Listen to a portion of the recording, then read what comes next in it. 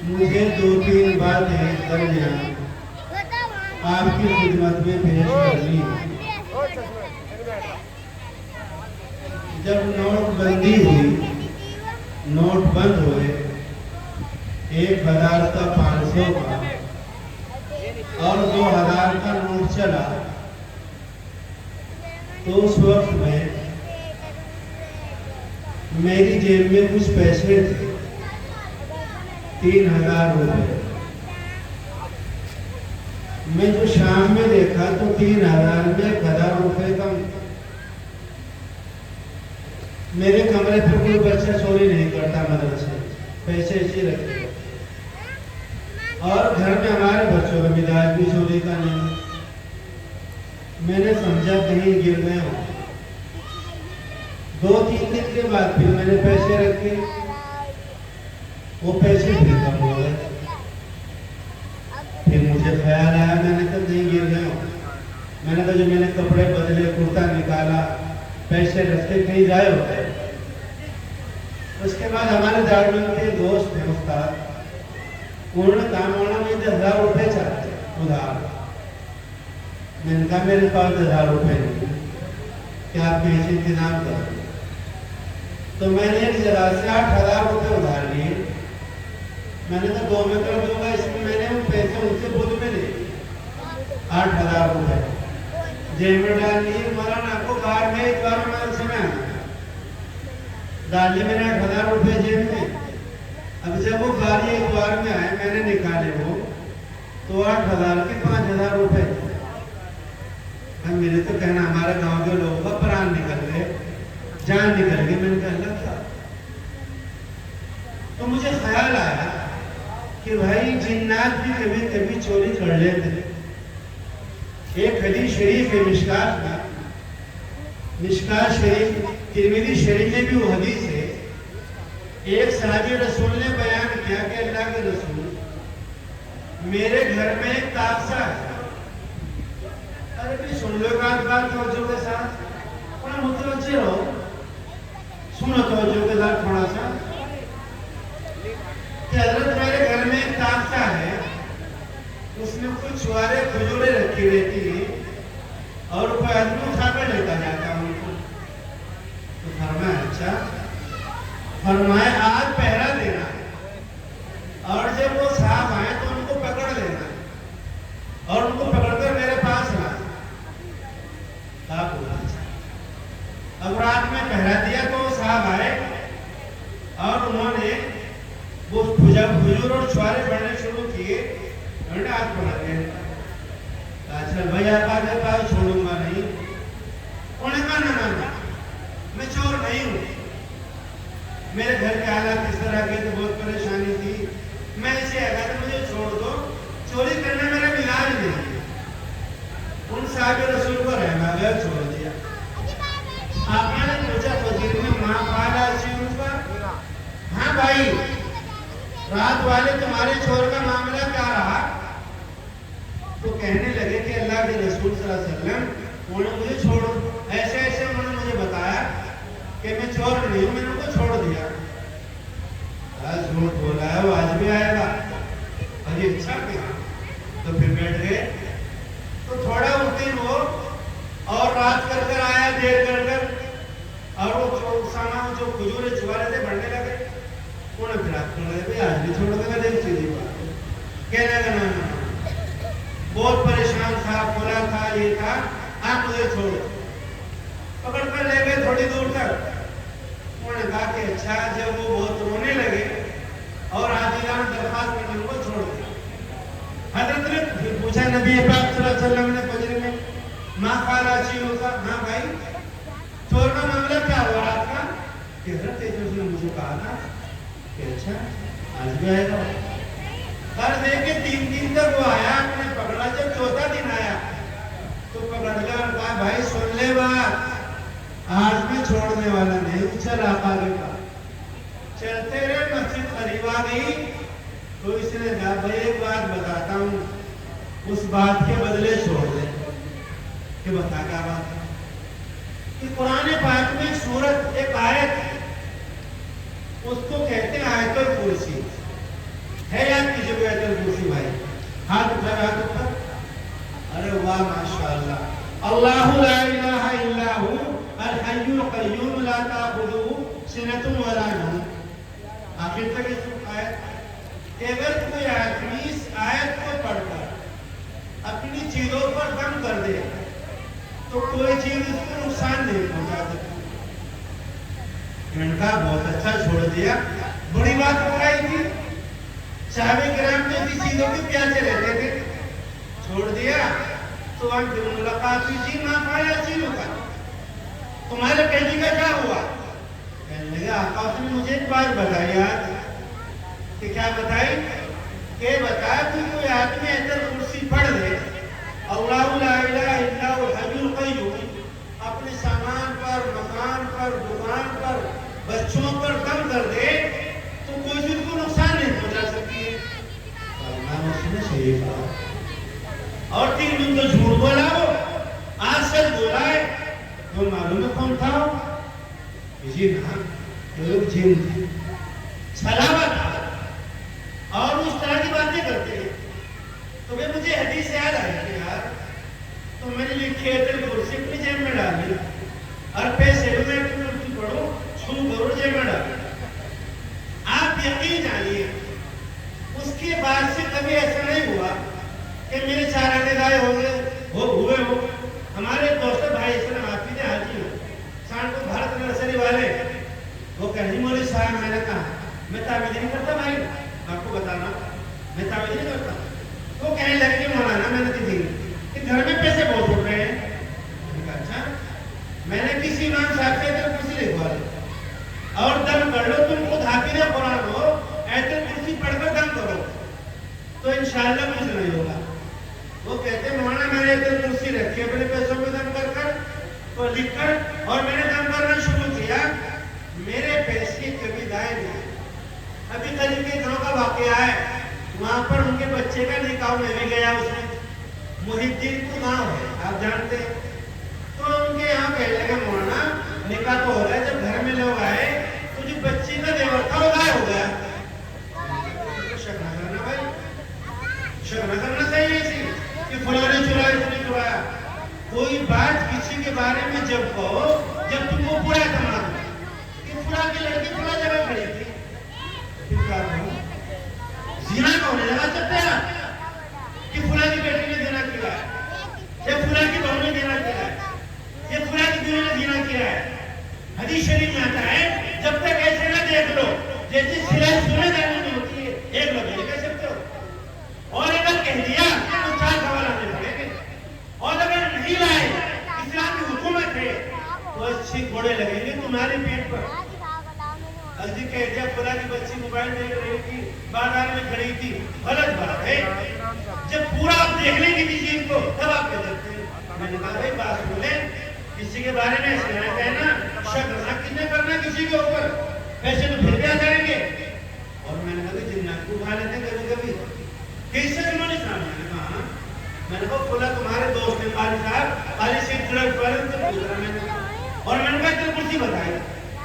उसके बाद अभी मैंने फोन किया पड़ोस क्या हुआ, कहने लगे मौलवी साहब वो पैसे दो रास्ते, वो सामान 3-4 दिन के बाद मिला और रास्ते में पड़ा हुआ था। तो सुभान अल्लाह। तो मतलब ये हुआ कि आयतल कुर्सी आदमी को बहुत पढ़नी चाहिए। आयतल कुर्सी पढ़कर सो, और जब नमाज पढ़ो और आयतल कुर्सी पढ़ लो उसके बाद, तो हदीस शरीफ में आता है कि इंतकाल के साथ साथ जन्नत में आपको आपका ठिकाना दिखा दिया जाएगा आयतल कुर्सी पढ़ने की बरकत। एक बात और सुनो भाई, तवज्जो के साथ, हम अपने हजरत अल्लामा शेख नूर साहब जौनपुरी के साथ कई मरतबा वहां गए। बांदा काली सिद्दीक साहब रहमतुल्लाह अलैह बांदवी के मदरसे में बुखारी शरीफ पूरी कराते थे हजरत। दिल्ली के बहुत से लोग भी चले जाया करते थे, हम भी जाएंगे। तो लोग फोन कर हजरत मेरा मामला ऐसा है, मुझे दम कर दो। फरमाया हजरत मुझसे क्या दम कराते हो, मुझसे क्या दम कराते हो? सूरतुल फातिहा अलहम्दु शरीफ 7 मरतबा पढ़कर दम करो। हजरत ने जब बात पचा तो जब अब मेरी बात सुनो, हमें जाना पड़ गया ایک پروگرام میں تھا کسی اور کا، ہمیں کہا چلے جاؤ وہاں پر، ہمارا پروگرام تو لدھیانے کا ہے کہ آپ کو جانا پڑے گا. میں نے کہا اچھا والا ویڈیو بناتا ہوں. تو ہمارے ویڈیو نے بنایا، میں مولانا شاکر فاروق صاحب، ہم گئے دلی ایئرپورٹ میں جا کے بیٹھ گئے. فجر ہم نے پڑھی تھوڑی سی جگہ، اور میرے پاس چھوٹا قرآن پاک 10 بار ہوگا. شعبان کا مہینہ، میں شعبان میں قرآن پاک بہت پڑھتا ہوں. رمضان شریف آ رہا ہے تو میں قرآن پاک لے کر بیٹھ گیا پڑھنے لگا ہوں. تو ہوا ہے کہ جوان بچہ آیا وہاں پر، یہاں سے پنجاب سے آیا تھا، اس نے مجھے پوچھا. 2 آدمی وہاں پر اور بیٹھے، میں نے قرآن پاک پڑھ رہا تھا. ایک مدراس کے تھے جماعت کے ساتھی، یہاں تک کہ رمضان پہلے صاحب ہو رہے تھے. تو بچے نے بتایا کہ میرے پیٹ میں بہت تکلیف تھی، اور ڈاکٹر نے بتایا کہ تمہاری آنکھیں چپک گئی ہیں، 8 دن سے مجھے لیٹرین نہیں ہوئی، اور ڈاکٹر نے کہا تمہارا آپریشن ہوگا پنجاب میں تک کی جگہ ہو. میں نے کہا میں آپریشن نہیں کرانے کا، میں تو وہاں جاؤں گا اپنے گھر ادے پور، وہاں جا کر آپریشن کرا. یہ بات ہوئی. وہ لڑکا جب اٹھا وہاں سے، اس لڑکے کو اتنی تکلیف تھی، اٹھ کے اس کو 1.5 منٹ لگا. 1.5 منٹ چھوڑ کر تو پڑھتا ہوں آنے کا. پھر میں نے سوچا تم سے پوچھ کیا بات ہے. میں نے پوچھا کیا بات ہے بھائی. تو نیچے بیٹھا بچہ، پھر 1 منٹ کے قریب میں اس نے کہا مولانا میرا ایسا مسئلہ ہے. تو میں نے کہا ہاتھ رکھو اپنی جگہ پر. تو اس نے رکھا ہاتھ بھائی، اور میں نے پڑھا باللہ من الشیطان الرجیم بسم اللہ الرحمن الرحیم الحمدللہ رب العالمین الرحمن الرحیم مالک یوم الدین. آخر تک پڑھا ولا الضالین. پھر پڑھا بسم اللہ الرحمن الرحیم الحمدللہ رب العالمین 7 مرتبہ. اور میں نے دم کرتے جا بھائی میں پھر پڑھنے لگا. اب ہمارے باہر نکلنے کا نمبر آیا. اب جیسے میں وہاں سے آیا باہر ہو سکتا ہے کہ لگا آپ نے کیا پڑھا میرے اوپر. میں ڈر گیا، گڑبڑنا ہوئی ہوں، آپ نے کیا پڑھا. تو میں نے کہا پورے اعتماد کے ساتھ کیا پڑھتا میں نے قرآن شریف پڑھا، میں نے سورۃ فاتحہ پڑھی قرآن. وہ کہنے لگا مولانا 8 دن سے مجھے لیٹرین نہیں ہوئی تھی، آپ نے کیا پڑھا.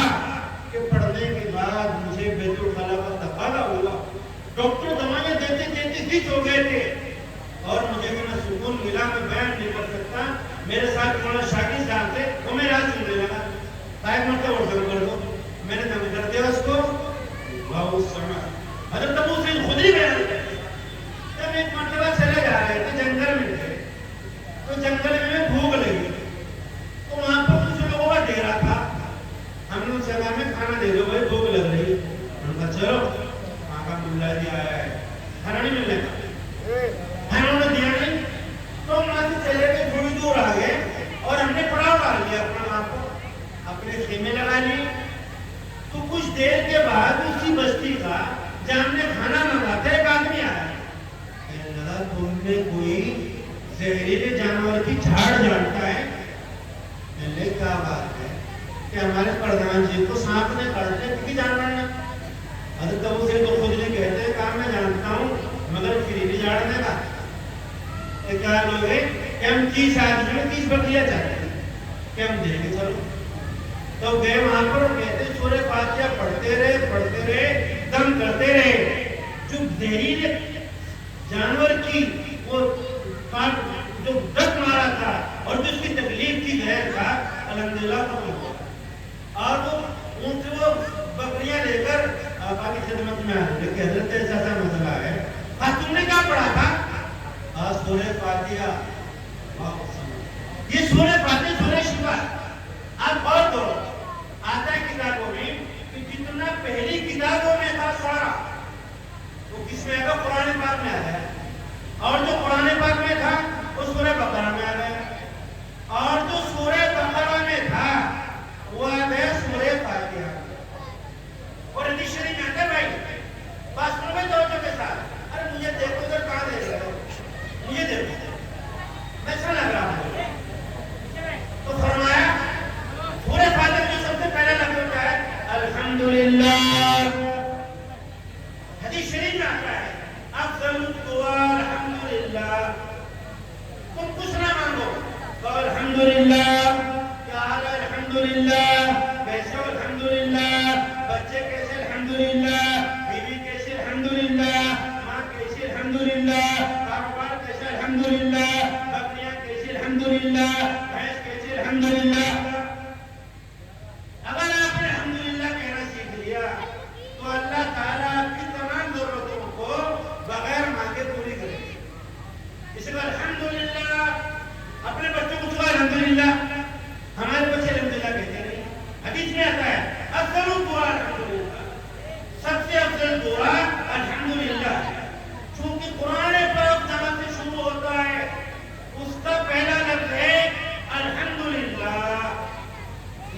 الحمدللہ سیکھو, سورہ فاتحہ پڑھو, اپنے بیماروں پر دم کرو, اپنے بچوں پر دم کرو, اور الحمدللہ کہنا سیکھو. الحمدللہ. ہمارے دوستوں کہنے لگے مولوی صاحب, میں نے کہا ہاں کیا بات ہے, کہ جی بیوی حمل سے ہے اور میں چاہتا ہوں آپریشن نہ ہو. میں نے کہا بھائی کون سا مہینہ ہے؟ کہنے لگے 8واں مہینہ ہے. میں نے کہا ایک بات کرو, میں نے قرآن پاک میں ایک آیت ہے سورہ عبس میں, کہ کون سی؟ میں نے کہا ثم السبیل یسرا ہے یا نہیں؟ بولے تو لبی سے پوچھ لینا. ثم السبیل یسرا اس کا ترجمہ ہے پھر ہم نے بچے کے لیے ماں کا راستہ آسان کیا.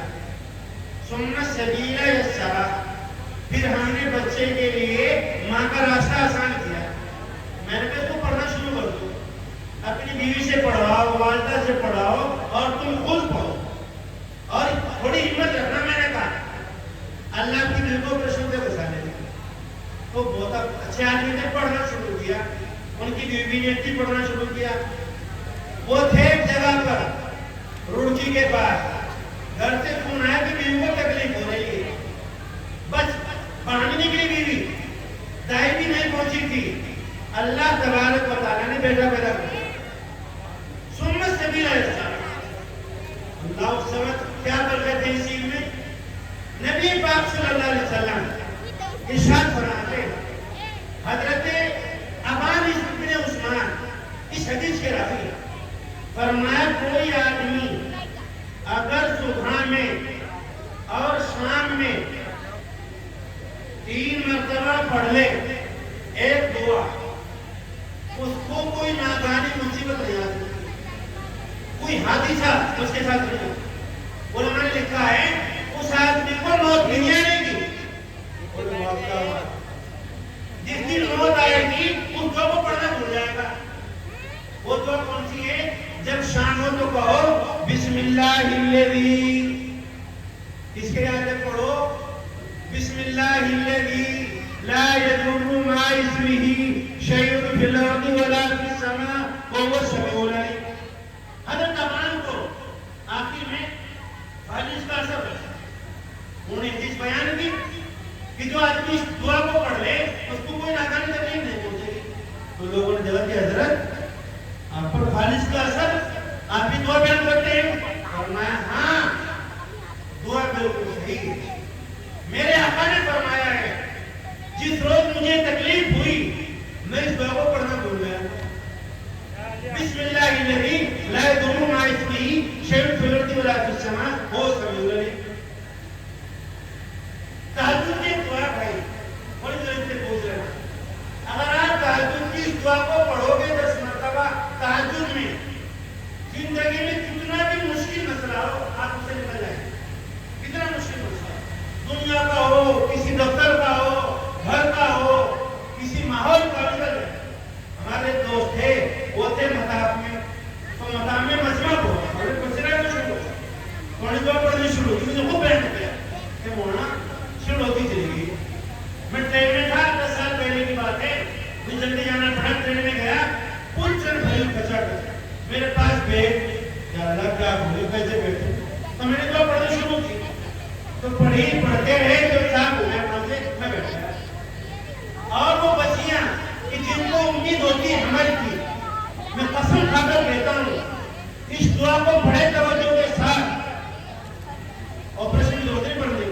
میرے پاس ایک لڑکی ہے بھی, ایک گری کی مالک میں مکان ان کا, بہت کو کہیں ہوتی ہو, تو کہنے لگی مولانا ان کی بھائی ہے, مطلب بیٹا کیا ہے؟ مولانا میرا ایک بیٹی ہے, ایک بیٹا ہے میرا, اور یہ میری بیٹی ہے. میں نے پوچھا بیٹا تمہارا بچہ آپریشن سے ہوا تھا بغیر آپریشن کے؟ کہنے لگی مولانا میری بیٹا جو ہوتا آپریشن سے ہوا, اور میں نے کہا بچی بات میں تھا بغیر آپریشن. میں نے کیسے ہوئی تھی؟ جب پہلی مرتبہ آپریشن ہو جاتا ہے تو ہم طور پر آپریشن ہوتا ہے دوبارہ. کہنے لگی مولانا آپریشن کی تکلیف میں آپ سے بیان نہیں کرتا, جو آپریشن کی تکلیف ڈاکٹر جو کچھ کرتے ہیں وہ میں اپنے ہوٹوں پر نہیں رکھتا. میں نے اللہ سے کہا, وہ لوگ کو دعا کی, اے اللہ تو نے مجھے امید دی ہے, میں بغیر آپریشن کی اولاد چاہتی ہوں.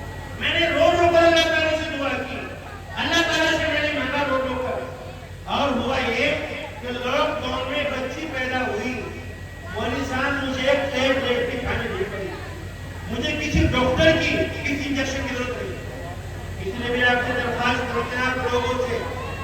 کہ ان دعاؤں کا اہتمام کرو، یہ دعائیں پڑھو، یہ دعائیں آپ کے بچوں کے ایمان کو محفوظ رکھیں گی۔ دنیا میں جو سب سے قیمتی چیز ہمارے پاس ہے وہ ایمان کی ہے۔ ایمان سے بہتر کوئی چیز نہیں ہے۔ ایمان